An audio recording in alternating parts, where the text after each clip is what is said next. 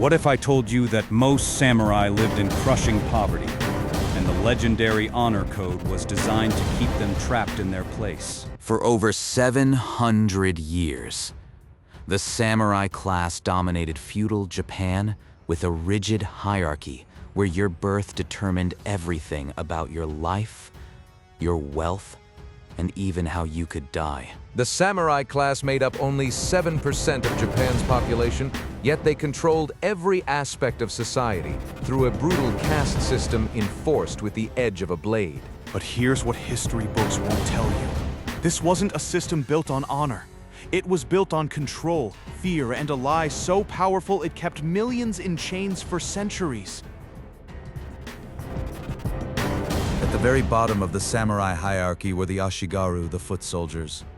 These weren't true samurai at all. They were peasants, drafted from rice fields and fishing villages, handed a spear and told to die for lords they'd never meet. An Ashigaru earned roughly 3 koku of rice per year. That's barely enough to feed a single person.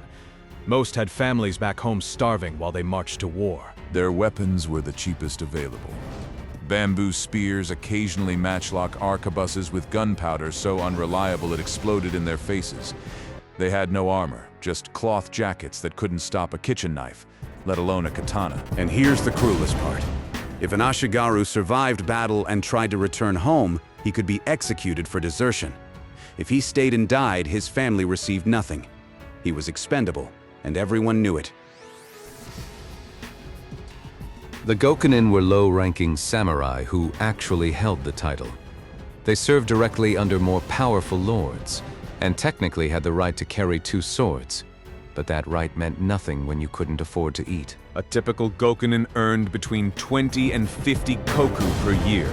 Sounds better than an Ashigaru until you realize they were expected to maintain armor, multiple swords, a horse, and support a household befitting their rank. Most were drowning in debt. Many Gokunin took side jobs just to survive. They'd work as scribes, teachers, or even manual laborers at night, hiding their identities because working beneath your station was grounds for losing your samurai status entirely. The pressure was crushing. Gokunin had to maintain the appearance of wealth and honor while secretly starving. Their children wore clean kimonos in public while eating watered-down rice at home. The Hatamoto were elite samurai who served directly under the shogun himself. These were professional warriors earning between 500 and 10,000 koku annually. Finally, we're talking about actual wealth and power. A Hatamoto lived in Edo, modern-day Tokyo, within the castle grounds or nearby estates. They wore the finest silk, carried masterwork blades forged by legendary swordsmiths, and commanded respect simply by walking down the street. But even Hatamoto weren't free. Their loyalty was absolute, their movements monitored, their marriages arranged for political advantage. They lived in golden cages, one wrong word away from forced seppuku. During the peaceful Edo period, many Hatamoto had never seen combat. They practiced kata in courtyards, wrote poetry, and attended elaborate ceremonies. Their primary skill was bureaucracy, not battlefield strategy. Their children were raised in privilege but trapped in expectation. One Hatamoto's son who failed to master calligraphy was disowned and became a Ronin, losing everything his family had built for generations. The Daimyo were feudal lords controlling entire provinces. With incomes ranging from 10,000 to over 1 million koku, they commanded armies, built castles, and shaped the fate of millions.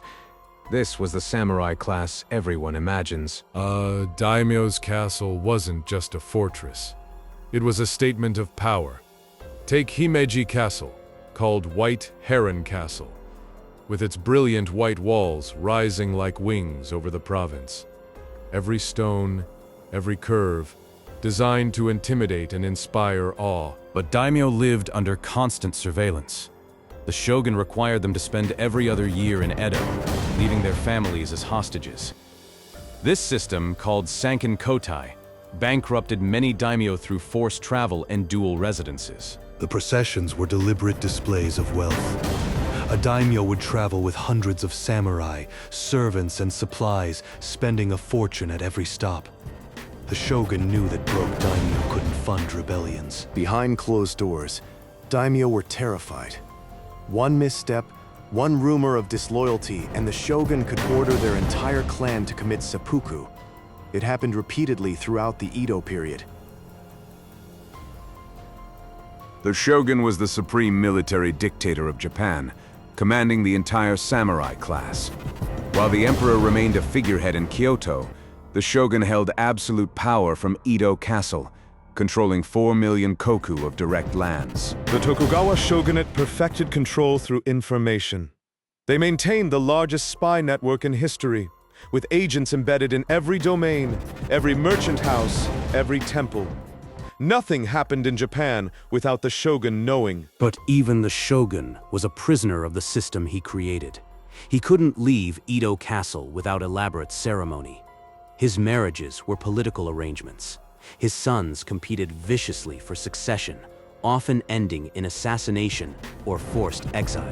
The collapse came not from external invasion, but from internal contradiction. 2 centuries of enforced peace had created a society that no longer needed warriors. Samurai became bureaucrats managing rice accounts, not battles. By the 1850s, when American Commodore Perry's black ships arrived demanding trade, Japan's samurai armies were ceremonial relics. They carried swords that had never tasted blood. They practiced forms their grandfathers used in real combat. The Meiji Restoration of 1868 didn't just reform Japan. It erased the samurai from existence. In 1876, the government banned sword carrying. Overnight, the symbol that defined samurai for 7 centuries became contraband. Some samurai adapted. They became politicians, industrialists, military officers in Japan's new Western-style army. Others clung to the old ways and died in futile rebellions. The last true samurai battle happened in 1877. The Satsuma Rebellion saw 30,000 samurai charge modern rifles and artillery with swords. They were slaughtered. Their leader, Saigo Takamori, committed seppuku on the battlefield. But here's what makes the samurai story remarkable. They didn't disappear, they transformed. The discipline, loyalty, and perfectionism they cultivated for warfare became the foundation of modern Japan. Modern Japanese corporate culture mirrors samurai hierarchy. The lifetime employment system, the emphasis on group harmony, the ritual of business cards exchanged like dueling ceremonies, the expectation that you'll sacrifice personal life for your company. The martial arts they perfected didn't die either. Today, millions practice kendo, aikido, and judo. Not for war, but for the same reason samurai did: self-discipline, respect, and the pursuit of perfection. Even seppuku left its mark. Not the act itself, which is mercifully rare now, but the idea behind it. That taking responsibility means more than an apology. Japanese executives still resign over scandals that American CEOs would weather with a press conference. The aesthetic principles samurai championed wabi-sabi, the beauty of imperfection. Ma, the power of empty space, these became Japanese design philosophy. From architecture to anime, samurai sensibility shapes how Japan sees beauty. Perhaps most powerfully, samurai gave Japan its cultural identity. When the world thinks of Japan, they think of samurai, honor, discipline, tradition meeting modernity. It's a narrative Japan has consciously cultivated. So, what was it like to be every samurai rank? It was a contradiction. You were warrior and poet, administrator and artist, killer and philosopher. You lived by a code that promised honor but delivered isolation. You sacrificed everything: family, comfort, even your own survival, for a system that might discard you without warning. And somehow, through that crucible of contradictions, you forged one of history's most enduring warrior cultures. The samurai are gone. Their castles are museums, their swords are artifacts.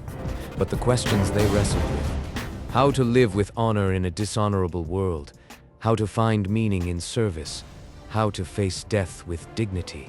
These questions never died. If this deep dive into samurai hierarchy fascinated you, you'll want to see our video on the Yakuza ranks next, because Japan's criminal underworld borrowed heavily from samurai structure. And if you enjoyed this, subscribe. We explore power structures throughout history that most channels won't touch.